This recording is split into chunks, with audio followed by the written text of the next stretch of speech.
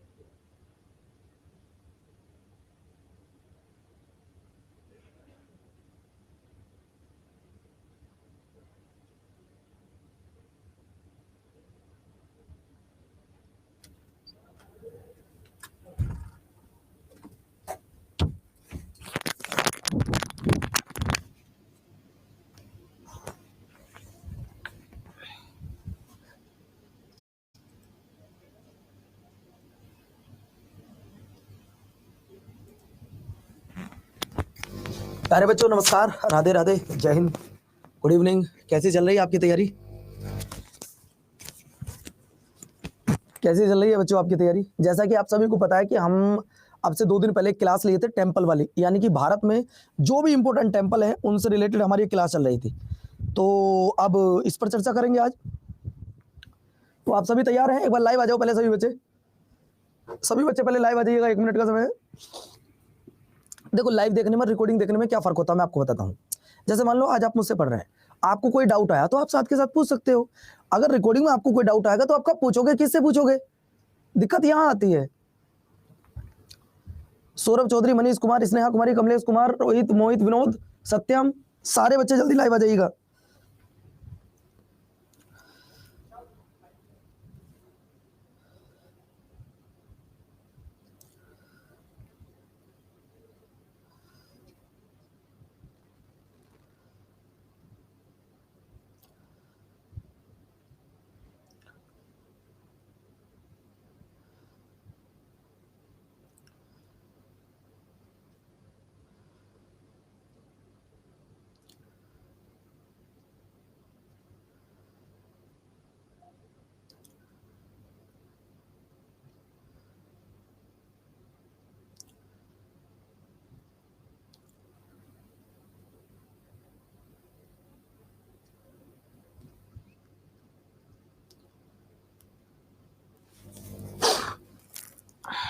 चलो, अब तुम आगे, तुम्हारा मैंने वेट था वो कर लिया बच्चों। अब आप लोग आ जाइएगा, अगर कोई और रह गया तो जल्दी से पहुंच जाओ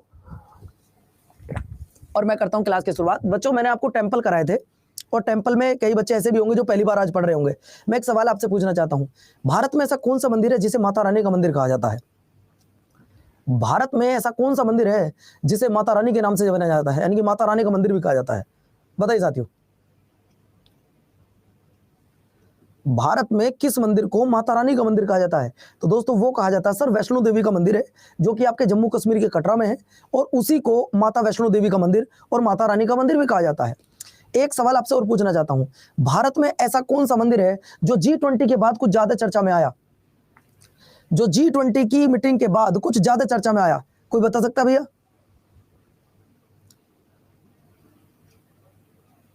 thank you Kumar John, thank you.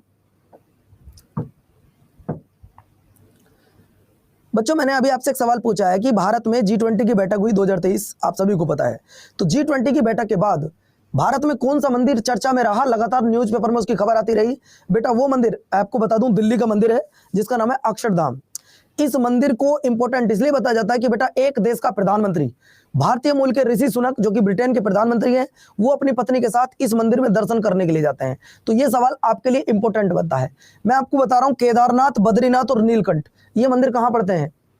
Kedarnath, Badrinath और नीलकंठ ये मंदिर कहां है? मनीषा आपका गलत हो गया बेटिया। केदारनाथ, बद्रीनाथ और नीलकंठ ये तीनों मंदिर कहां हैं? तो सर ये तीनों मंदिर आपके उत्तराखंड में है। बच्चों उत्तराखंड किस राज्य से अलग होकर एक नया राज्य बना था?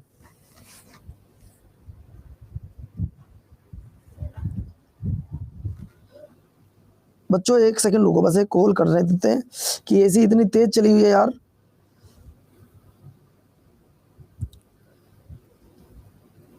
एक मिनट वेट करो बस भैया।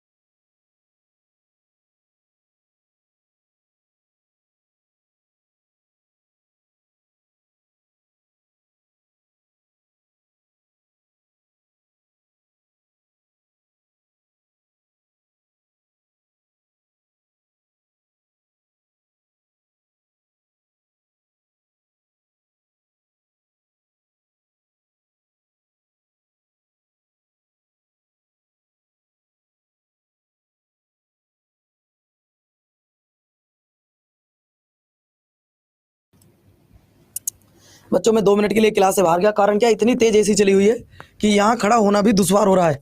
कोई बात नहीं, जब तक एसी बंद होती है तब तक पढ़ाना तो पड़ेगा बच्चों, क्लास थोड़ी ना छोड़ेंगे। तो दोस्तों आपको मैं बता दूं ये जो उत्तर प्रदेश से अलग होकर एक नया राज्य बना था जिसका नाम था उत्तराखंड, ये बात ध्यान रखिएगा। जैसे कि आंध्र प्रदेश से तेलंगाना अलग हुआ था। साथियों अब मैं आपको कहां तक मंदिर करा चुका हूं जरा मुझे बताओगे? एक कोई बच्चा बताएगा लास्ट मंदिर क्या था? कोई बच्चा मुझे बताएगा कि लास्ट मंदिर क्या था?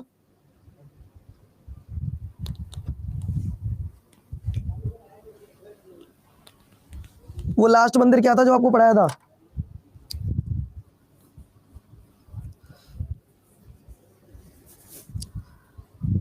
मैंने जो आपको पढ़ाया था मनीषा, रोहित, विनोद, उसमें आपका लास्ट मंदिर क्या था जो आपको पढ़ाया था? महाकालेश्वर मंदिर। आपको मैंने महाकालेश्वर मंदिर कराया था, लेकिन उससे पहले आज बेटा इस एक मूर्ति को देखिएगा और मुझे बताइएगा जरा ये कैसा लगा आपको। इसको देखिएगा, एक बार भोलेनाथ को प्रणाम कीजिएगा और देख के ये बताओ बच्चों कि ये आपको कैसी लगी, ये स्लाइड आपको कैसी लगी, एक बार मुझे जरूर बताइएगा मेरे प्यारे बच्चों। एक बार प्रणाम कीजिएगा भोलेनाथ को और बच्चों ये बताओ कि ये स्लाइड आपको कैसी लगी, जिसमें भोलेनाथ के 12 ज्योतिर्लिंगों को दर्शाया गया है। कई बार पेपर में सवाल पूछता है कि भोलेनाथ के कितने ज्योतिर्लिंग हैं, तो आप लोगों का जवाब आता है कि भोलेनाथ के 12 ज्योतिर्लिंग हैं। कितने भैया? 12 ज्योतिर्लिंग हैं। अब वो 12 ज्योतिर्लिंग कौन कौन से हैं, कहाँ हैं, अगर ये सवाल पेपर में आ जाए तो मेरे प्यारे साथियों कई बार अच्छा मुस्कान अग्रवाल आप तुसी तभी हो, अच्छा तो चलो बच्चों मैं आपको बता दूं, कई बार पेपर में सवाल आता है कि भोलेनाथ, सबसे पहले तो मैं आपको प्रणाम करता हूं, इनके जो 12 ज्योतिर्लिंग है, कई बार पेपर में पूछता है कि बताइए केदारनाथ कहाँ है, बद्रीनाथ कहाँ है, मल्लिकार्जुन कहाँ है, ये सवाल आपसे पूछता भैया। भीमकारेश्वर कहाँ है, नागेश्वर कहाँ है, काशी विश्वनाथ कहाँ है, ओमकारेश्वरम कहाँ है, रामेश्वरम कहाँ है, ये सवाल पेपर में जब पूछे जाते हैं ना तो आप कहते हो यार ये है क्या। तो दोस्तों मैं आपको बताना चाहूंगा जो भोलेनाथ है इनके 12 ज्योतिर्लिंग है और 12 ज्योतिर्लिंगों को अलग अलग शहरों में है ये, इनके बारे में जानते हैं। जैसे कि सबसे पहला हम लेके चलेंगे सोमनाथ ज्योतिर्लिंग। सबसे पहला जो हम पढ़ेंगे वो सोमनाथ ज्योतिर्लिंग पढ़ेंगे। और बेटा इन 12 के बारे में आपको जानकारी होनी चाहिए, क्योंकि यहां से मुझे उम्मीद है सीजीएल में तो एक सवाल आता ही आता है। अब कोई बच्चा है जो सीजीएल की तैयारी कर रहा है?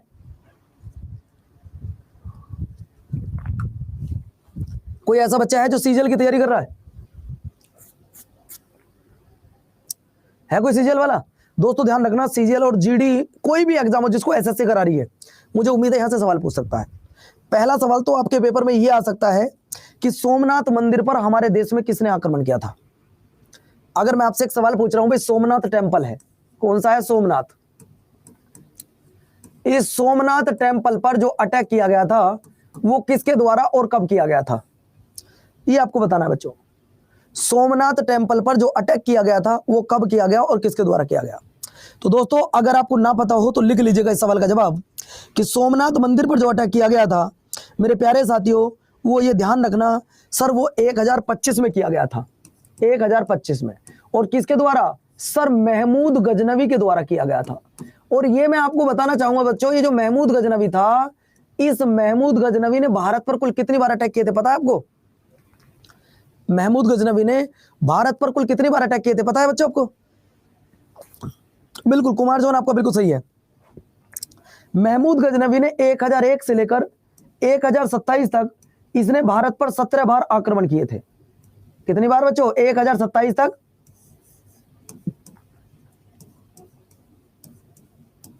भारत पर 17 बार आक्रमण किए थे। दरअसल में ये भारत पर आक्रमण इसलिए करता था कि भारत में जो भी मंदिर थे उन मंदिरों में सभी मूर्तियां सोने की हुआ करती थी, तो ये आता था और वहां से मूर्ति तोड़ता था और मूर्तियों को अपने साथ ले जाया करता था। तो बच्चों इसीलिए इसे इतिहासकार एक नाम देते हैं।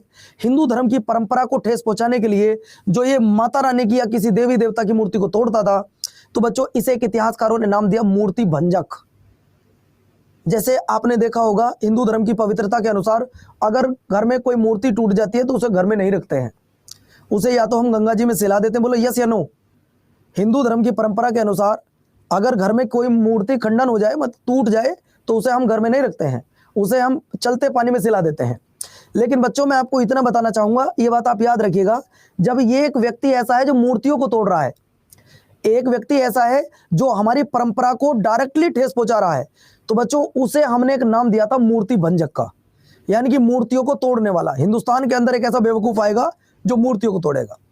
इस मंदिर का पुनः निर्माण, रिकंस्ट्रक्शन एक तरीके से करवाने वाले कौन थे? तो बच्चों वो थे आपके सरदार वल्लभ भाई पटेल। अब हम सरदार वल्लभ भाई पटेल को थोड़ा सा जानते हैं। सरदार वल्लभ भाई पटेल को iron man of the India कहा जाता है। इन्हें क्या बोलते हैं?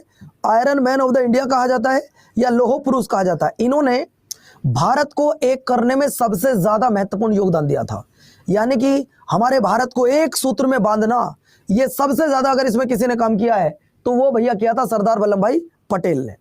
दूसरी बात, इस मंदिर का निर्माण इन्होंने, पुनः निर्माण तो पहले हो चुका है, पुनः निर्माण 1951 में सरदार वल्लभ भाई पटेल के द्वारा करवाया गया था और गुजरात के काठियावाड़ क्षेत्र में समुद्र के किनारे स्थित है।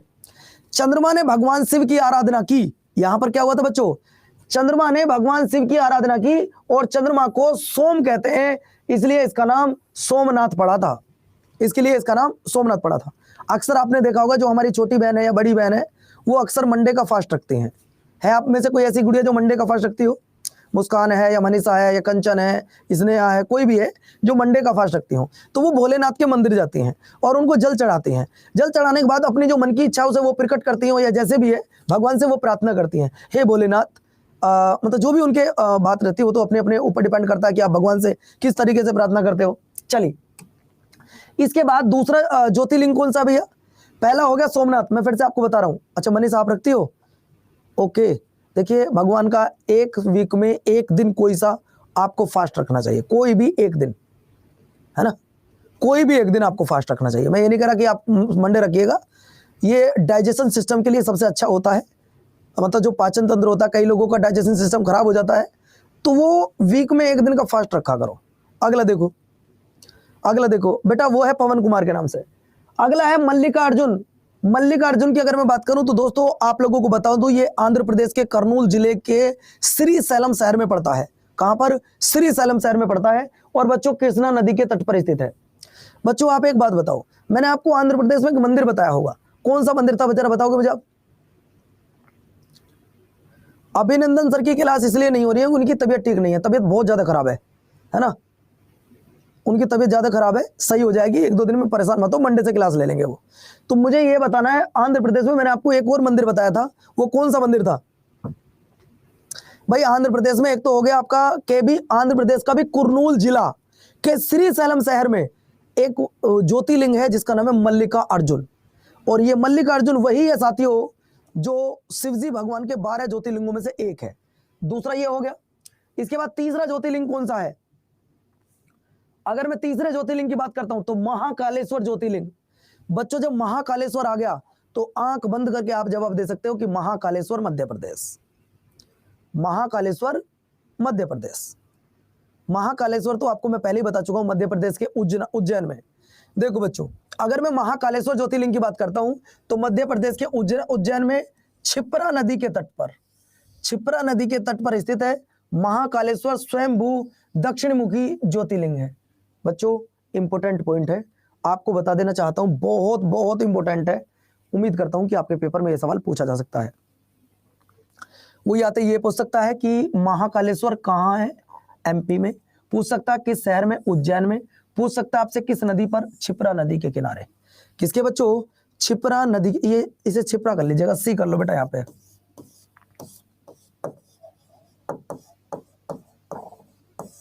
ये कर लो इसको, क्षिप्रा, क्षिप्रा नदी के तट पर है। और बच्चों इसे बाबा महाकाल मंदिर भी कहा जाता है। जब साथ में हो बाबा महाकाल तो कोई कुछ नहीं कर पाएगा बच्चों। जब बाबा महाकाल का साथ है तो दुनिया में कोई आपका कुछ नहीं कर पाएगा, ये आपने याद रखना है। ठीक है, चलिए अगला देखो भैया, अगला आता है ओमकारेश्वर ज्योतिर्लिंग। ओमकारेश्वर की अगर मैं बात करता हूं तो यह भी महाकालेश्वर के पास ही है, यानी कि महाकालेश्वर के बाद में एक दूसरा ज्योतिर्लिंग है। सर जीडी की वैकेंसी बढ़ेंगी क्या? अभी कुछ नहीं कह सकते।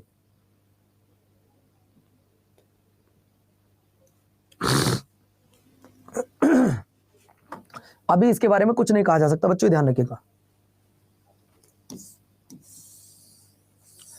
ओमकारेश्वर ज्योतिर्लिंग की जब मैं बात करता हूं तो यह है मध्य प्रदेश में नर्मदा नदी के किनारे गंधार पर्वत पर स्थित है। इसलिए इंपोर्टेंट करके लिखना, क्योंकि एकमात्र ज्योतिर्लिंग जो किसी बेटा किस पर, गंधार पर या किसी पर्वत पर, बस एक ऐसा ज्योतिर्लिंग जो एक पर्वत पर स्थित है। मैंने आपको ज्योतिर्लिंग इससे पहले बताए हैं, तो 3 में से दूसरा है जो मध्य प्रदेश में है। और बच्चों जब आप नर्मदा नदी की बात करते हो तो नर्मदा नदी भारत की एकमात्र ऐसी नदी है जो 2 पर्वतों के बीच बहती है। जब नर्मदा की बात आ रही है तो ये इकलौती ऐसी नदी है जो 2 पर्वतों के बीच बह रही है। आप उन दोनों पर्वतों के नाम बता सकते हो क्या?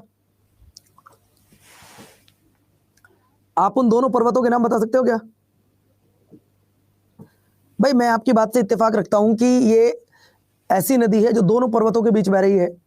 हाँ बिल्कुल, रमनदीप कौर आपका बिल्कुल सही जवाब है कि ऊपर आ जाएगा आपका सतपुड़ा पर्वत, नीचे आ जाएगी ये नदी, और बेटा यहाँ पे आ जाएगा आपका विंध्याचल। यानी कि सतपुड़ा और विंध्याचल के बीच में नर्मदा नदी बहती है। सतपुड़ा और विंध्याचल के बीच में आपकी ये नदी बहती है। इसके बाद नेक्स्ट सवाल आपकी स्क्रीन पर आ रहा है बच्चों, केदारनाथ ज्योतिर्लिंग। भैया केदारनाथ आप लोगों को पता होगा, केदारनाथ उत्तराखंड में है, ये तो सबको पता है। लेकिन उत्तराखंड के भी कहां पर? सर जी रुद्रप्रयाग में है। बच्चों आपको याद है जब उत्तराखंड में एक बार बादल फटा था, सारे मंदिर तहस नहस, सब कुछ तहस नहस हो गया था, लेकिन भगवान भोलेनाथ की मूर्ति टस से मस नहीं हुई थी। आपको पता होगा बहुत जबरदस्त तरीके का एक बाढ़ वाला माहौल बन गया था, बहुत जबरदस्त वाला, लेकिन भगवान भोलेनाथ की मूर्ति टस से मस नहीं हुई थी। अगर आपको ना पता हो तो मैं बताता हूं दोस्तों। उत्तराखंड के रुद्रप्रयाग जिले में ये स्थित है। ये देखो मैं आपको वो सीन दिखाता हूं बेटा, वो जो सीन था उस समय पर मैं आपको बता रहा हूं, ये देखना, ये वो सीन है साथियों। सब कुछ ध्वस्त हो गया था, लेकिन भगवान भोलेनाथ की मूर्ति बेटे ध्यान रखना कुछ नहीं हुई थी इधर से उधर। बहुत सारे ऐसे मंदिर थे जो इधर से उधर हो गए थे, लेकिन ये भगवान भोलेनाथ की जो मूर्ति थी वो 1 इंच भी इधर से उधर नहीं हुई थी। गुरुजी सपना है मेरा केदारनाथ जाने का, आपका हम जरूर लेकर चलेंगे, लेकिन पहले सिलेक्शन हो। अगर आपका सिलेक्शन होगा तो मैं आपको जरूर लेकर वहां पे चलूंगा, है ना, सब बच्चों को घुमा कर लाऊंगा, आप परेशान मत होइएगा। तो दोस्तों ये आप देख सकते हैं वहां के मंदिर, बहुत से आपने देखा होगा, बड़ी बड़ी बिल्डिंग पानी में ऐसे बह गई जैसे बच्चों मानो कि गुब्बारा उड़ गया हो, ऐसे बह गई थी। लेकिन बच्चों भगवान भोलेनाथ थे मेरे मालिक, इनकी मूर्ति टस से मस नहीं हुई थी। अगला देखिए, ये है आपका भीमा शंकर ज्योतिर्लिंग। 5 ज्योतिर्लिंग आपके हो गए, 5 में से 2 एमपी में है, याद रखना 5 में से 2 एमपी में है, एक उत्तराखंड में है, एक गुजरात में है। आ जाओ छठे पर। छठे की अगर बात करता हूं तो भीमा शंकर ज्योतिर्लिंग। सर ये पेपर में आते हैं क्या ज्योतिर्लिंग? बेटा एक बार मैंने पेपर में देखा आता हुआ कि कुल कितने ज्योतिर्लिंग है और इनमें से गुजरात में कौन सा पड़ता है। तो गुजरात में पड़ता है सोमनाथ, जिसका पुनर्निर्माण करवाया था सरदार वल्लभ भाई पटेल ने 1951 में, जिसे भारत का iron man of the India कहा जाता है। भारत का लौह पुरुष किसे कहा जाता है? तो सरदार वल्लभ भाई पटेल को कहा जाता है। पेपर में आया हुआ सवाल है। इसके बाद मैं आपको लेकर चल रहा हूं भीमा शंकर। बेटा क्या आप इनके नोट्स बना रहे हो या पीडीएफ से काम चलाते हो? आप बताइएगा, क्या इनकी पीडीएफ बना रहे हो या मतलब खुद से लिखते हो? बेटा लिखा करो यार अपने हाथ से, अगर आपको जीएस अच्छी याद करनी है। पहले ये बताओ 17 दिसंबर याद है, भूल गए? 17 दिसंबर आपको याद है, भूल गए? दोस्तों 17 दिसंबर मत भूल जाना याद। मुस्कान, सौरभ, स्नेहा, विक्रम, सौरभ, रमनदीप कौर, ये भूल मत जाना, क्योंकि आपके भाई का एक बहुत जरूरी और बहुत इंपॉर्टेंट डे है उस दिन मेरे लिए। क्योंकि आपको तो पता ही होगा, लाइफ का जो सबसे बेस्ट दिन होता है वो बर्थडे वाला ही होता है। और उस दिन हम सुबह एक बहुत शानदार सी क्लास आपके लिए लेंगे, जो कि शुरू होगी कब?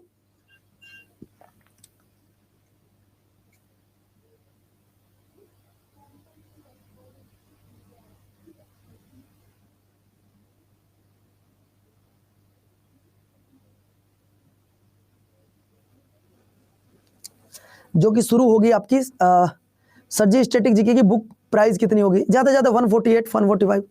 नहीं एडवांस में मैं किसी का बर्थडे एक्सेप्ट नहीं करूंगा।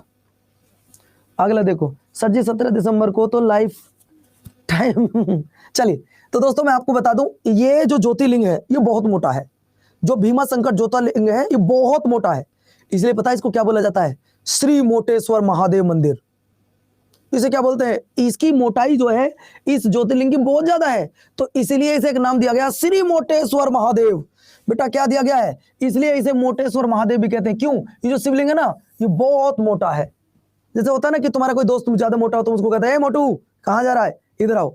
तो बच्चों इसीलिए जो शिवलिंग है ये बहुत मोटा है, तो उसका नाम पड़ गया मोटेश्वर महादेव। ठीक है भैया, बहुत बढ़िया। हाँ कला संस्कृति अवार्ड भी कराऊंगा, परेशान मत होइएगा। अगला देखो भैया, काशी विश्वनाथ।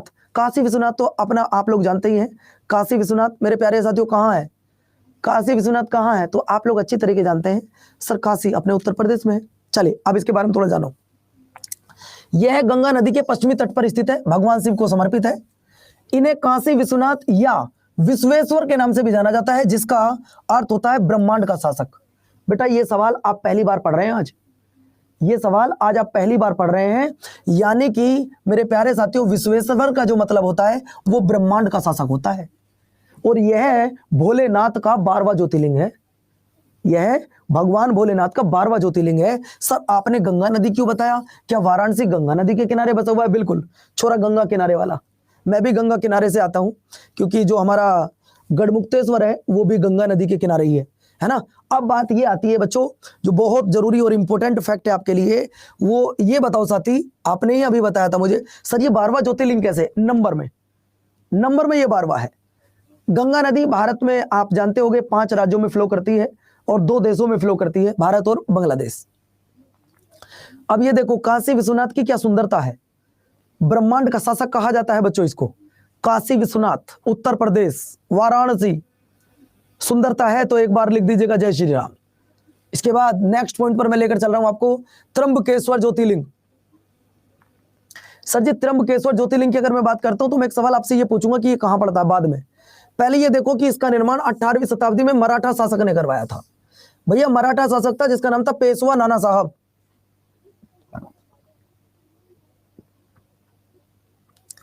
देखो बच्चों मैं आपसे कुछ सवाल पूछूंगा, आप मराठों में किस किस का नाम जानते हैं?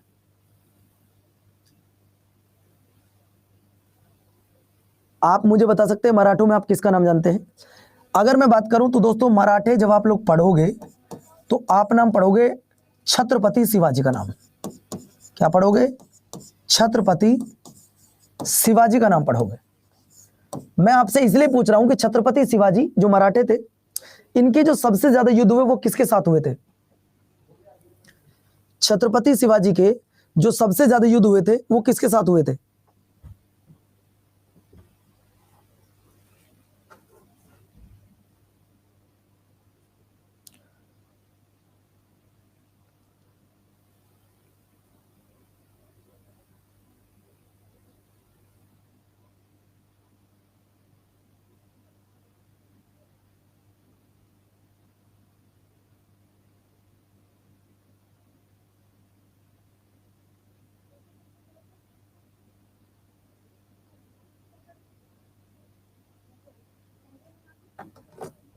चलिए गए तो अच्छी बात है भैया। मैं आपको बता दूं, छत्रपति शिवाजी के बारे में थोड़ा सा जानना है, जरूरी है। छत्रपति शिवाजी के दो बेटे थे, एक का नाम था शंभूजी, एक का नाम था शंभूजी, एक का नाम था राजा राम। इनके दो बेटे हुआ करते थे। इनके जो सबसे ज्यादा जो लड़ाई है, जो सबसे ज्यादा डिस्प्यूट रहे हैं, वो बच्चों ध्यान रखना, वो हुआ है औरंगजेब के साथ। किसके साथ हुआ है? औरंगजेब के साथ हुआ है। बच्चों आपको बता दूं, इनका एक बेटा था जिसका नाम था साहू जी। क्या नाम था? साहू जी। इनकी पत्नी थी जिसका नाम था ताराबाई। क्या नाम था बच्चों? ताराबाई। ये सवाल मैं आपको पढ़ा क्यों रहा हूं, यहाँ तो मंदिर चल रहे थे बेटा। अभी अभी दिल्ली पुलिस का एग्जाम हुआ है, अभी अभी दिल्ली पुलिस का एग्जाम खत्म हुआ है 3 दिसंबर को। तो वहां पर एक सवाल पूछा गया था कि किसकी मृत्यु के, शिवाजी की मृत्यु के पश्चात मराठों की स्थिति को किसने संभाला था? कोई बता सकता है क्या? शिवाजी की मृत्यु के बाद मराठों की स्थिति को पुनः किसने संभाला था? कोई बच्चा बता सकता है? शिवाजी की मृत्यु के बाद मराठा की स्थिति को किसने संभाला था, यह आपने बताना है। तो ध्यान रखना, शिवाजी की मृत्यु के बाद जो मराठों की स्थिति थी उसे ताराबाई ने संभाला था। किसने? ताराबाई ने। क्योंकि औरंगजेब ने इसकी भी हत्या करवाई, इसकी भी हत्या करवाई, इसे बंदी बनाया, और ताराबाई ने 1700 से लेकर 1707 तक राज किया था। अगला देखो बच्चों, त्र्यंबकेश्वर के बाद में मैं आपको लेकर चलता हूं। त्र्यंबकेश्वर ये है कहां पर, थोड़ा जान लीजिएगा। महाराष्ट्र में नासिक में गोदावरी नदी के किनारे काले पत्थरों से बना हुआ, काले पत्थरों से बना हुआ एकमात्र ज्योतिर्लिंग जिसका नाम है त्र्यंबकेश्वर।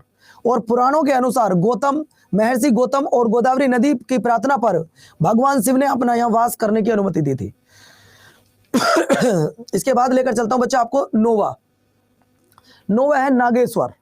नागेश्वर पहले आप लोग एक बार देख लीजिएगा इसको।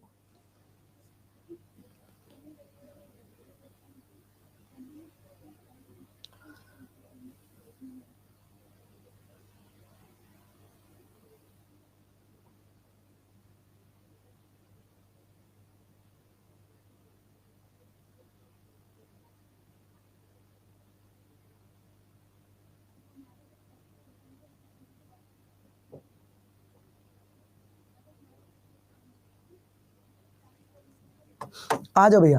देखिए नागेश्वर की अगर मैं बात करूं तो नागेश्वर है आपका गुजरात में।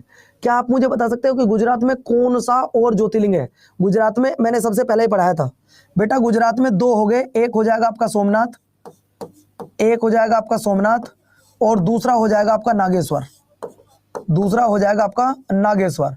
और ये सवाल दोनों पूछे जा चुके हैं। बस एक बात ध्यान रखना कि ये काले पत्थरों से बना हुआ है। ये किससे बना हुआ है बच्चों? काले पत्थरों से बना हुआ एकमात्र ज्योतिर्लिंग है। अगला देखो बाबा वैद्यनाथ, ये मंदिर भी आप लोग पढ़ेंगे। बाबा वैद्यनाथ मंदिर आप लोग पढ़ेंगे जब झारखंड उसका आंसर आएगा। लेकिन एक वैद्यनाथ मंदिर है और बच्चों एक वैद्यनाथ ज्योतिर्लिंग है ना। और ये ज्योतिर्लिंग आप लोग जानते ही हैं, ये जो वैद्यनाथ ज्योतिर्लिंग है ये 12 के 12 ज्योतिर्लिंगों में सबसे पवित्र स्थल माना जाता है। आपको यह भी बता दूं, सबसे बड़ा भी पूछ सकता है, सबसे पवित्र भी पूछ सकता है। तो सबसे पवित्र जो ज्योतिर्लिंग है दोस्तों, वो झारखंड के देवघर जिले में जो स्थित है, जिसका नाम है वैद्यनाथ ज्योतिर्लिंग, इसे माना जाता है। और एक बार सवाल यह आता है कि बताइएगा वैद्यनाथ मंदिर कहाँ है, तब आपका आंसर झारखंड आ जाता है। और इसी को सभी ज्योतिर्लिंगों में सबसे पवित्र माना गया है। इसको सभी ज्योतिर्लिंगों में सबसे ज्यादा पवित्र माना गया है। सर आप स्टैटिक जो पहले वाली है क्या? न्यू बुक है बेटा, न्यू बुक है। चलिए अगला देखो, अगला सवाल, इसे बाबा बैजनाथ मंदिर भी कहते हैं, ध्यान से सुन लीजिएगा। रावण ने तय करके चलो छोड़ो कोई बात नहीं, बस आप ये देख लीजिएगा। रामेश्वरम, रामेश्वरम ज्योतिर्लिंग ये तमिलनाडु में है। रामेश्वरम तमिलनाडु जो है मिल गए। मैं गई हूं सर, कहां पर गई हो गुड़िया आप? आपकी मर्जी है, जिनके पास पुरानी बुक है नहीं लेना चाहे तो ले सकता, नहीं लेना चाहो कोई दिक्कत नहीं है, आप पुरानी से काम चला लो बस। अच्छा तमिलनाडु गई हो आप? ओके, तो इसका मतलब आप तमिलनाडु से ही हो, वाह जी वाह मुस्कान, बहुत बढ़िया। अच्छा झारखंड से हो, ओके। जो मैं बुक लेकर आ रहा हूं उस बुक में थ्योरी है प्लस एमसीक्यूज है, ये दोनों टॉपिक है, ठीक है। अगर मैं आपसे पूछ रहा हूं भाई रामेश्वरम ज्योतिर्लिंग कहां है, तो भैया यह है रामेश्वरम मंदिर, जो है ये आपका तमिलनाडु राज्य में स्थित है, श्री राम द्वारा स्थापित किया गया। रामनाथ स्वामी का मंदिर भी इसे कहा जाता है, इसी को रामनाथ स्वामी जी का मंदिर भी कहा जाता है। चलो 12वां ज्योतिर्लिंग कौन सा है? घृणेश्वर ज्योतिर्लिंग, यह महाराष्ट्र के दौलताबाद में है। बस 12 ज्योतिर्लिंग के बाद में अब मैं आपको लेकर आ रहा हूं स्वर्ण मंदिर की तरफ। क्या मैंने आपको स्वर्ण मंदिर पढ़ा दिया था बच्चों? I am from Bihar, okay मेरी प्यारी बच्ची। चलिए हाँ, बुक का ई बुक भी दूंगा, उस बुक का ई बुक भी दूंगा। अच्छा एक बात बताओ, जो मैं स्टैटिक जीके की बुक लेकर आ रहा हूं, कितने बच्चे एग्रेसिव हैं उस बुक के लिए कि पवन भैया का फोटो आए, पवन भैया की किताब हमारे घर आए? कितने बच्चे एग्रेसिव हो उस किताब को लेकर?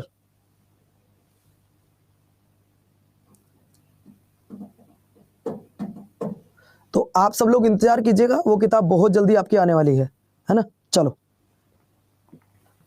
तो दोस्तों ये मंदिर मैंने आपको पढ़ा दिया है, जो जो पढ़ा दिया वो मुझे बताते रहिएगा। कहां था लास्ट? महाकालेश्वर था ना। चलो महाकालेश्वर पर आपको लेकर चलता हूं। मीनाक्षी मंदिर भी हो गया और जगन्नाथपुरी भी हो गया, ये मंदिर हो गया था बेटा, ये हो गया था, ये हो गया था आपका प्रेम मंदिर मैंने करवाया। धरती के 4 स्वर्ग बता दिए थे आपको कौन कौन से। रमनदीप कोरिए पैसे नहीं है सर बेटा, उस किताब के साथ अपना पेड बैच फ्री दूंगा जो लाइव रहेगा, ध्यान रखना कभी आप भूल जाओ। उस किताब के साथ मैं अपना पेड बैच बिल्कुल फ्री दूंगा, कभी आपको लगे, बिल्कुल पेड बैच बिल्कुल फ्री। जो नया पेड बैच लाऊंगा ना, लाइव क्लास, रिकॉर्डिंग बैच नहीं दूंगा, लाइव बैच बिल्कुल फ्री दूंगा, ये आप ध्यान रखना, लाइव बैच बिल्कुल फ्री।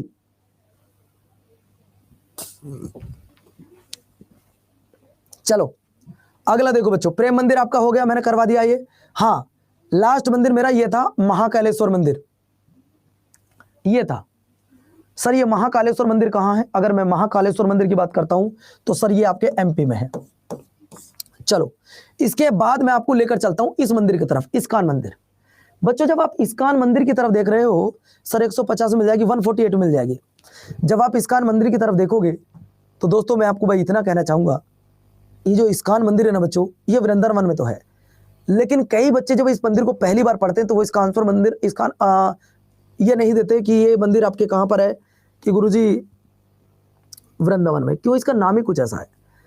आपने देखा होगा कुछ अंग्रेज लोग जो होते हैं वो इस मंदिर में आते हैं और वो सिर्फ एक ही बात बोलते हैं, हरे कृष्णा हरे राम, हरे कृष्णा हरे राम। इसलिए इस मंदिर का जो नया नाम पड़ गया है वो हरे कृष्णा हरे राम पड़ गया है। ध्यान से सुनो, इस मंदिर का जो नया नाम हो गया है वो हरे कृष्णा हरे नाम। तो वह या तो आपसे ये कहेगा बच्चों, या तो ये कहेगा हरे राम हरे कृष्णा, या तो वो ये कह सकता है, या वो आपसे इस्कॉन मंदिर कहेगा। मैं गारंटी के साथ कह सकता हूं कि जब ये आपको इस्कॉन मंदिर कहेगा ना तो आप इसका आंसर वृंदावन दोगे नहीं, आप कहोगे यार ये तो आउट ऑफ कंट्री लग रहा है, ये हमारे यहाँ तो हो नहीं सकता।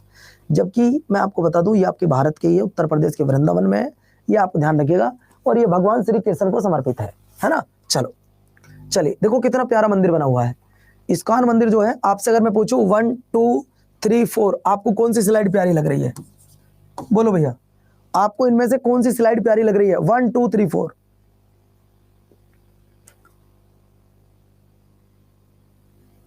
बताओ भैया कौन सी प्यारी लग रही है? दोस्तों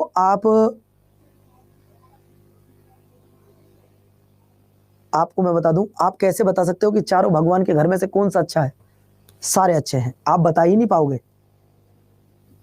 जबकि हकीकत में देखो तो यहाँ पे आपको भगवान के साफ साफ दर्शन हो रहे हैं, भगवान जी के, तो मुझे ये अच्छा लग रहा है। लेकिन वैसे आपको मैं बता दूं सारे ही अच्छे हैं, आप किसी एक को बता ही नहीं सकते। मैं आपसे कहूँ माता और पिता में से कौन सा अच्छे, तो जवाब क्या दोगे आप? भाई मैं आपसे पूछ रहा हूँ आपकी माता अच्छी है, पिता अच्छे हैं? आप कहोगे यार ये तो बड़ा कंफ्यूज कर दे गुरु जी, तुमने दोनों अच्छे हैं, मेरी माँ भी अच्छी, पापा भी अच्छे हैं। तो ऐसे जब आप माता पिता में फर्क नहीं कर सकते तो मंदिर में भी फर्क नहीं कर सकते बच्चों, दोनों अच्छे हैं। अगला देखो सवाल नंबर नेक्स्ट, सिद्धि विनायक मंदिर।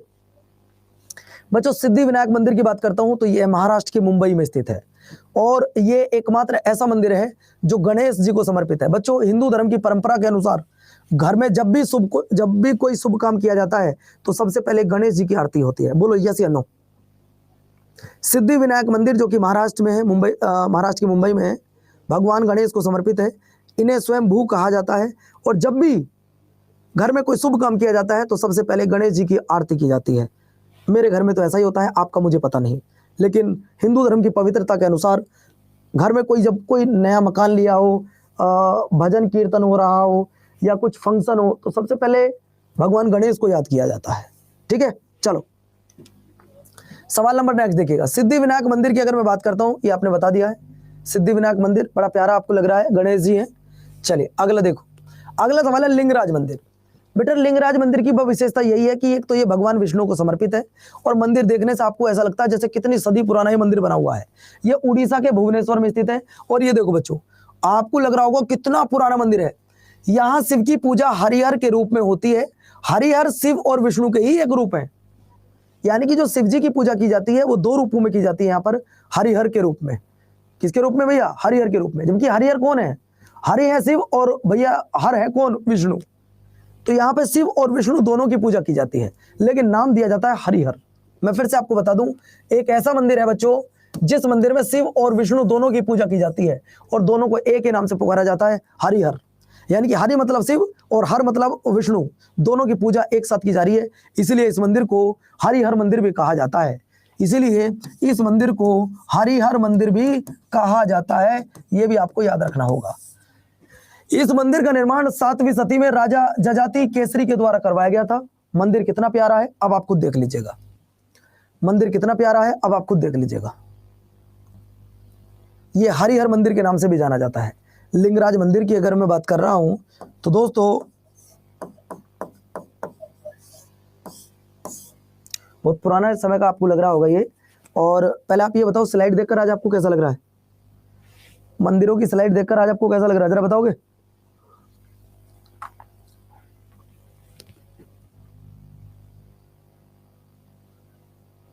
बच्चों आप चाहे कहीं घूमने जाओ या ना जाओ, लेकिन मेरी क्लास में जब आप आते हो ना तो मैं आपको यहीं बैठा बैठा घुमा देता हूं।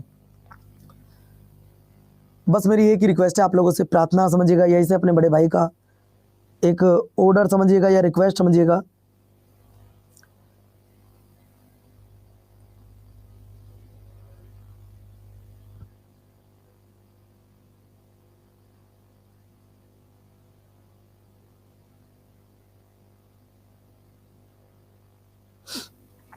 कि आप लोग जो है मुझे 17 तारीख में अपना थोड़ा समय दीजिएगा, 7 से 9, और वो क्लास आप किताब अपनी सबसे पहले बुक कराइएगा। अरे मनीषा आप सिलेक्शन लेके आइएगा, हम आपको विद फैमिली लेकर चलेंगे, हम भी फैमिली के साथ चलेंगे, आप भी फैमिली के साथ आओ, मम्मी पापा के साथ। चलिए बच्चों, सवाल नंबर नेक्स्ट, कामाख्या मंदिर। अगर मैं कामाख्या मंदिर की बात करता हूं तो दोस्तों ये एक राजा थे जिनका नाम था चिलाराय। उन्होंने ये मंदिर बनवाया था।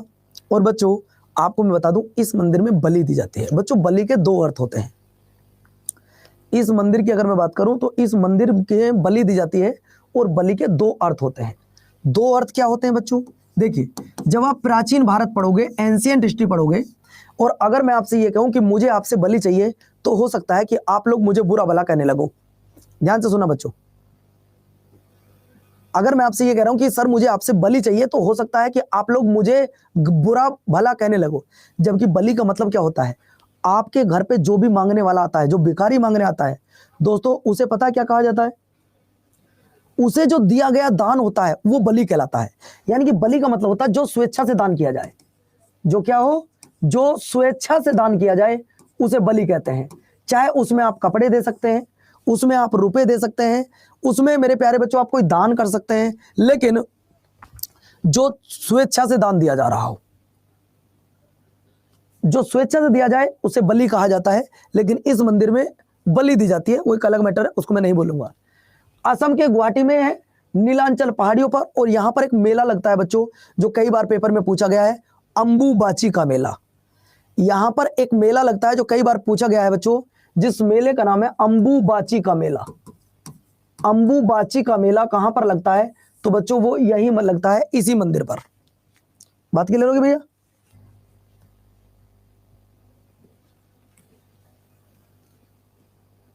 अरे नहीं, इंसान की बलि नहीं होती बेवकूफ, कौन बोला इंसान की बलि? बलि का मतलब है स्वेच्छा से दान देना। जैसे मान लो तुम्हारे घर कोई कुछ मांगने आ गया, तो आप लोगों ने उसे क्या कर दिया, 5 रुपए दान कर दिए, वो बलि है। आपने उसको कपड़े दे दिए, वो भी बलि है। यानी कि स्वेच्छा से दान करना बलि होता है। वो बलि का पता नहीं लोग क्या मैटर निकालते हैं कि बलि क्या होता है, गर्दन काट दे वही बलि होती है, नहीं, वो पागलपन होता है। अगला देखिए, ऐसा करना भी अपराध है, सोचना भी अपराध है ऐसा। यह देवी सती को समर्पित है। प्रसिद्ध अंबुबाची का मेला इसी मंदिर में लगता है। प्रसिद्ध अंबुबाची का जो मेला है वो इसी मंदिर में लगता है। यह सवाल भी आपके पेपर में कई बार पूछा जा चुका है, समझ रहे हो ना? अच्छा, मनीषा कह रही है कि मैं इस मंदिर में गई हूं। गुड़िया, आप सारे मंदिर में गई हो क्या? मैं जो भी मंदिर पढ़ाता हूं, मैं इसमें भी गई हूं, मैं उसमें भी गई हूं, तो फिर तो बहुत अच्छी बात है। बहुत अच्छे मंदिर, सारे अच्छे होते हैं यार, मंदिर तो सारे अच्छे होते हैं। देखो कितना अच्छा मंदिर है।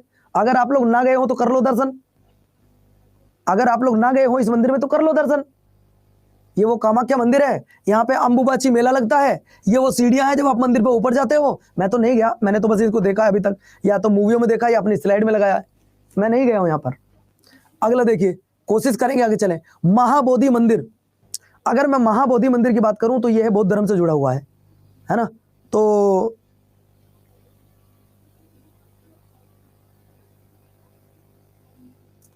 आप में से कई बच्चे ऐसे हैं जो लाइव दर्शन कर रहे होंगे आज मेरे साथ में। चलिए, तो दोस्तों बात आती है महाबोधि मंदिर। यह है बिहार के बोधगया में स्थित है। इसे विश्व धरोहर सूची में शामिल किया गया है, इसे विश्व धरोहर सूची में शामिल किया गया है। और कुछ दिन पहले ही हमारे देश के प्रधानमंत्री नरेंद्र मोदी जी भी इस मंदिर में दर्शन के लिए गए थे, कुछ दिन पहले ही। अब मुस्कान कह रही मैं गई उस मंदिर में, अच्छी बात है मेरी प्यारी बहनों, आप सभी जाओ मंदिरों में दर्शन आओ। जागृति मंदिर भी कहा जाता है, यह भगवान बुद्ध को समर्पित है। पवित्र बोधि वृक्ष इसी मंदिर के बाहर स्थित है, जहां महात्मा बुद्ध जी को ज्ञान की प्राप्ति हुई थी। ये वो वृक्ष बच्चों, जिस पेड़ के नीचे बैठकर इन्हें ज्ञान की प्राप्ति हुई थी दोस्तों, जिसे क्या कहा जाता है, पवित्र बोधि वृक्ष भी कहा जाता है ना? अगर मैं आपसे पूछूं महात्मा बुद्ध जी ने अपना घर, उससे पहले बताओ महात्मा बुद्ध जी की जो शादी हुई थी वो किस एज में हुई थी? जब इनका नाम महात्मा बुद्ध नहीं था। वैसे तो आप लोग इन्हें पढ़ोगे तो इन्हें लाइट ऑफ एशिया के नाम से भी जाना जाता है, लेकिन तब इनका नाम तो कुछ और था, बताइएगा। तो इनकी शादी बहुत कम एज में हो गई थी, जब इनके खेलने कूदने के दिन थे, यानी कि 16 वर्ष की अवस्था में इनकी शादी हो गई थी। आप बताओ कि आप में से सबकी एज 16 प्लस है? आप में से सबकी एज 16 प्लस है? क्या आपकी शादी कर दी जाए तो आपको अच्छा लगेगा? कहोगे गुरुजी नहीं, बिल्कुल गलत लगेगा। हमारी शादी कम से कम 22 प्लस होनी चाहिए, 18 प्लस तो कम से कम लड़की की होनी चाहिए, लड़का 21 प्लस होना चाहिए। लेकिन यहाँ 16 वर्ष में शादी हो गई। 16 वर्ष में शादी होने के बाद में बच्चों ध्यान रखिएगा, इन्होंने एक बेटा पैदा हुआ जिस बेटे का नाम रखा इन्होंने राहुल। क्या रखा? एक मिनट जरा इधर आओ, उनको बुलाओ, यहाँ सुनिए, बस वहीं खड़े रहिएगा। दरअसल में क्या था, प्यार ऐसी चीज होती है बच्चों जो अच्छे अच्छे को बिगाड़ देता है। होगा वही जो राम चाहेंगे, होगा वही जो मालिक ने चाहा है। कोई राम कहे, कोई गॉड कहे, कोई अल्लाह कहे, कोई क्रिसमस कहे, भगवान सिर्फ एक है, ये बात आप याद रखना। जाना गया यार, जब तुम्हारे घर में कोई बच्चा पैदा होता है, चाहे वो किसी भी धर्म का हो, तो हम लोग क्या करते हैं, किसी सूफी संत को बुलाते हैं, महाराज को बुलाते हैं, ब्राह्मण को बुलाते हैं कि पंडित जी जरा हाथ देखो इस बच्चे का, हाथ कैसा है। अब एक ही बालक पैदा हुआ, वो भी दिक्कत का विषय चल रहा है, और अगर आकर वो ब्राह्मण ये कह दे कि तुम्हारा बेटा साधु बनेगा, तो उसके पापा की तो हालत खराब हो जाएगी। जब महात्मा बुद्ध की मम्मी के हस्बैंड से ये कहा गया कि तुम्हारा बेटा बड़ा होकर साधु संत बनेगा, तो उनके पिता ने इनका बहुत कम एज में शादी कर दिया, मात्र 16 वर्ष में शादी कर दी। जब 16 वर्ष में शादी कर दी तो उनके पिता को लगा अब बेटा अब शादी हो गई, अब नहीं जाएगा, क्योंकि अब तो पत्नी के साथ रहेगा। लेकिन होने को कोई नहीं डाल सकता। शादी हुई, लड़का पैदा हो गया, जिसका नाम मैंने इसीलिए तेरा नाम रखा है राहुल, लड़के का नाम कर दिया राहुल। लेकिन होने को कोई नहीं टाल सकता। 29 वर्ष की अवस्था में घर छोड़कर चले गए, 29 वर्ष की अवस्था में घर छोड़ के चले गए। खैर इनके पिता ने भी संतोष कर लिया कि कम से कम गया, कोई बात नहीं है, बेटा तो है। ब्याज से ज्यादा मूल प्यारा होता है, दादा को बेटे से ज्यादा पोता प्यारा होता है। उसी तरीके से महात्मा बुद्ध जी के जो पिताजी थे, उन्हें तो पता था इस बात का कि किसी ब्राह्मण ने पहले बताया था कि होगा यही। दोस्तों राहुल से प्यार किया, राहुल को बड़ा किया, अपना साम्राज्य फिर राहुल के हाथों में इन्होंने दिया। लेकिन 29 वर्ष की अवस्था में इन्होंने घर छोड़ दिया। चलिए एमओ मानली वाला क्वेश्चन आज बता ही देते हैं यहाँ पे। चलिए, तो नरेंद्र मोदी जी भी यहाँ पे गए हैं इस मंदिर में। सवाल नंबर नेक्स्ट देखिएगा। 29 वर्ष में इन्होंने घर छोड़ा था, 6 साल इन्होंने भगवान की प्रार्थना की थी, और 35 साल की एज में बच्चों इन्हें क्या मिला था, 35 साल की एज में इन्हें ज्ञान की प्राप्ति हुई थी, है ना। चलो, बौद्ध धर्म की कितनी शाखा होती है आप जानते हैं क्या? IBMTS के एडमिट कार्ड 18 तारीख में आएंगे बेटा, 17 तारीख में, सॉरी। आप मुझे बता सकते हो कि बौद्ध धर्म कितने पार्टों में डिवाइड है बिहार में, सौरभ चौधरी? तो आपको बता दूं 2 पार्टों में डिवाइड है, एक आपके हीनयान, एक आपके महायान। अगला देखो लोटस टेम्पल। अगर मैं लोटस टेम्पल की बात करूं तो बहुत सुंदर है, बिल्कुल जैसे कमल का फूल होता ना, कुछ इस तरीके से बना हुआ है मंदिर है, बहुत सुंदर लगता है यार। भगवान से प्रार्थना जल्दी से मैं भी इस मंदिर में जाऊंगा, बहुत अच्छा लगता है मुझे मंदिर। ये है पहली बात तो, ये सभी धर्मों को समर्पित है। आप किसी भी धर्म के व्यक्ति हैं, मुझे इसीलिए ये मंदिर ज्यादा अच्छा लगता है। मुझे हर वो भगवान का स्थल अच्छा लगता है जो सब धर्मों के लिए हो, सभी के लिए हो। ये जात पात तो आपने बनाई है बच्चों, भगवान के लिए तो सब एक है, भगवान के लिए तो सब एक है। ये जात धर्म ये तो सब आपने बनाया है, बिरादरी ये सब आप लोगों ने बनाया है, भगवान ने तो नहीं बनाया। भगवान ने तो सबको एक जैसा बनाया है ना, सब एक है। तो दोस्तों ध्यान रखना, ये सभी धर्मों के लिए है और आपका नई दिल्ली में है। देखो कितना सुंदर मंदिर है ये, एक शानदार सफेद पुंकड़ी वाले कमल के रूप में दिखाई देता है। इसका निर्माण कनाडाई वास्तुकार फ्री बोराज द्वारा बनवाया गया था। अब देखना बच्चों कितना सुंदर लग रहा है यार, देखने में कितना सुंदर लग रहा है यार। इसे बोला जाता है लोटस टेम्पल। ऐसा ही एक मंदिर हस्तिनापुर में भी है, ऐसा ही एक मंदिर आपके हस्तिनापुर में भी है, वहां तो मैं गया हूं, उस मंदिर में तो मैं गया हूं, उसे भी कमल मंदिर कहा जाता है, ऐसा ही मंदिर है। एक मंदिर वहां पे ध्यान मंदिर भी है। तो बच्चों मैं आपको बता दूं, बड़ा प्यारा लग रहा है मुझे मंदिर देखने में। आप चाहो तो फोटो ले सकते हो इसके साथ, आप चाहो तो अपने भाई पवन मोरल का फोटो ले सकते हो इसके साथ, है ना। आप चाहो तो, अच्छा लग रहा है आपको, फोटो वोटो ले सकते हो यार। अगला देखिए सवाल नंबर नेक्स्ट, बिरला मंदिर। अगर मैं बिरला मंदिर की बात करता हूं तो दोस्तों ये जयपुर में है, ये जयपुर में है। और ये बात ध्यान रखना, ये भगवान विष्णु को समर्पित है। इस मंदिर को लक्ष्मी नारायण मंदिर कहा जाता है। 3 सवाल आपको याद रखने हैं। चौथा ये कि मेरे प्यारे बच्चों, इसका निर्माण बिरला ग्रुप के द्वारा करवाया गया था, इसका निर्माण बिरला ग्रुप के द्वारा करवाया गया था। ये 3 पॉइंट याद रख लीजिएगा। जयपुर शहर में है, भगवान विष्णु को समर्पित है, लक्ष्मी नारायण मंदिर कहा जाता है, इसका निर्माण बिरला ग्रुप के द्वारा करवाया गया था। बात खत्म, बात क्लियर होगी। ये भी बहुत शानदार मंदिर बना हुआ है। चलिए अब मैं कुछ आपसे 6-7 सवाल पूछता हूं, कुछ सवाल पूछ लो बच्चों आपसे।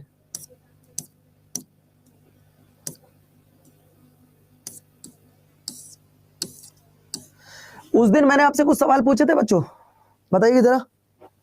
जब उस दिन मैंने पहली क्लास थी मंदिर की, तो आपसे कुछ सवाल पूछे थे क्या? कितने सवाल पूछे थे मुस्कान, एक बार बताओगे जरा, अगर आपको याद है तो। उस दिन मैंने आपसे कितने क्वेश्चन पूछे थे?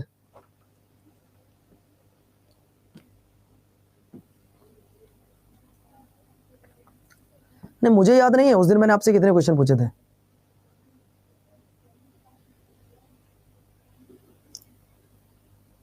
नहीं पूछे थे, कोई बात नहीं। तो पहले क्वेश्चन पर आ जाइएगा। द्वारकाधीश मंदिर निम्नलिखित में से किस राज्य में पड़ता है? It is my first class. Okay मेरी प्यारी गुड़िया, द्वारकाधीश मंदिर भारत के किस राज्य में पड़ता है? तो मेरे प्यारे बच्चों ध्यान रखिएगा, सर ये पड़ता है आपके गुजरात में। द्वारकाधीश, जब मैंने आपको धरती के 4 स्वर्ग बताए थे, धरती के 4 धाम बताए थे, उनमें से एक द्वारकाधीश भी बताया था आपको गुजरात में। बहुत बढ़िया। सवाल नंबर नेक्स्ट देखो बच्चों, नेक्स्ट क्या था, महाकालेश्वर मंदिर कहां है? अभी तो बताया था आपको थोड़ी देर पहले। अब इस सवाल का जवाब आप खुद बताइएगा। मैंने थोड़ी देर पहले आपको बताया है कि महाकालेश्वर मंदिर कहां पड़ता है।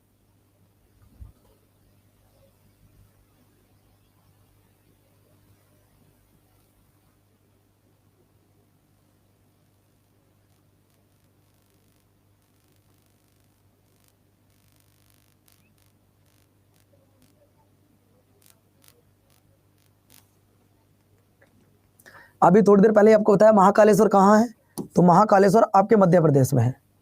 कहां पर भैया? मध्य प्रदेश, उज्जैन मध्य प्रदेश। केदारनाथ मंदिर कहाँ है सर? ये भी अभी थोड़ी देर पहले बताया था आपको कि केदारनाथ मंदिर बाहर। मैं 10 सवाल पूछूंगा आपसे बस। केदारनाथ मंदिर कहाँ है? तो बच्चों केदारनाथ मंदिर की बात करूं तो बच्चों वो पड़ता है आपके उत्तराखंड में, बद्रीनाथ, केदारनाथ, नीलकंठ उत्तराखंड में है। अगला देखिए, दिलवाड़ा के जैन मंदिरों का निर्माण किसने करवाया था? तो बच्चों दिलवाड़ा के जैन मंदिरों का निर्माण राजा विमल शाह के द्वारा करवाया गया था। अगला देखो, मामा भांजे का मंदिर कहाँ पड़ता है? तो मामा भांजे का मंदिर ना तो ताला में है, ना ओरंग में है, ना रतनपुर में है, ये आपके बारसूर में है। ये आपके कहां पर है? ये आपके बारसूर में है, ये ध्यान रखना। सवाल नंबर नेक्स्ट, कंबोडिया के प्रसिद्ध ओंकार वाट का निर्माण किसके द्वारा करवाया गया था? कंबोडिया के प्रसिद्ध मंदिर अंकोर वाट का निर्माण किसके द्वारा करवाया गया था? राजा सतसाहू के द्वारा, चंद्रगुप्त मौर्य के द्वारा, सम्राट अशोक के द्वारा, राजा सूर्यवर्मन द्वितीय के द्वारा। तो बच्चों वो करवाया गया था किसके द्वारा? राजा सूर्यवर्मन द्वितीय के द्वारा करवाया गया था। अगला सवाल देखिए, ब्रह्मा जी का पूरे भारत में एक मंदिर है और वो कहाँ है? मैंने आपको बहुत अच्छी तरीके से पढ़ाया था कि हमारे भारत में एक मंदिर है ब्रह्मा जी का, वो या तो पुष्कर में है या फिर जहां मेरा जन्म हुआ गढ़मुक्तेश्वर, वहां एक छोटा सा मंदिर है ना। चलो अगला सवाल देखिए, सवाल नंबर नेक्स्ट, बद्रीनाथ कहाँ है सर? केदारनाथ, बद्रीनाथ और नीलकंठ तीनों आपके उत्तराखंड में है। सवाल नंबर 9, गोल्डन टेम्पल जिसे स्वर्ण मंदिर के नाम से भी जाना जाता है या जिसे हरमिंदर साहिब के नाम से भी जाना जाता है, यह मंदिर आपके अमृतसर में है। सवाल नंबर नेक्स्ट देखिएगा, महाराष्ट्र के एलोरा में कैलाश मंदिर का निर्माण किसके द्वारा करवाया गया था? बस ये सवाल आराम से बता दीजिएगा। बच्चों कैसी लगी आज की क्लास?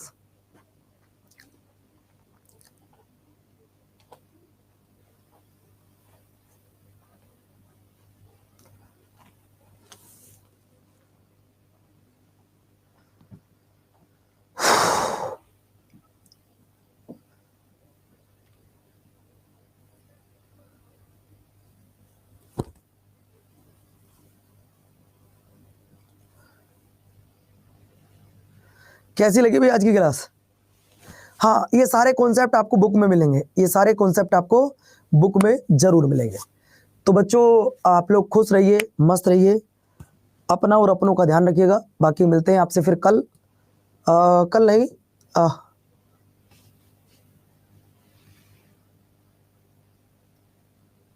अब आपकी जो क्लास होगी वो 2 या 3 दिन बाद होगी, क्योंकि मुझे घर जाना है किसी काम से। ये क्लास आपकी 2 से 3 दिन बाद होगी, मतलब जो 3 बजे वाली क्लास होती है जिसमें साइंस चल रही है, 3 क्लास हो चुकी हैं, अब 2 दिन बाद होगी। मतलब सैटरडे संडे होती नहीं है, मंडे भी नहीं होगी, ट्यूसडे होगी। ठीक है, कल सैटरडे है और कल सैटरडे में मैं क्लास नहीं लूंगा। बाकी परसों आप लोग सुबह 7 बजे यूट्यूब पर आएंगे एसएससी अड्डा पर, ऐसी मुझे उम्मीद है आपसे। बाकी कल डाउट क्लास सुबह 9 बजे होगी, कोई दिक्कत नहीं है। ठीक है बच्चों, तो फीडबैक देके जरूर जाइएगा जितने बच्चे यहाँ पर देख रहे हैं। नमस्कार, धन्यवाद, जय हिंद।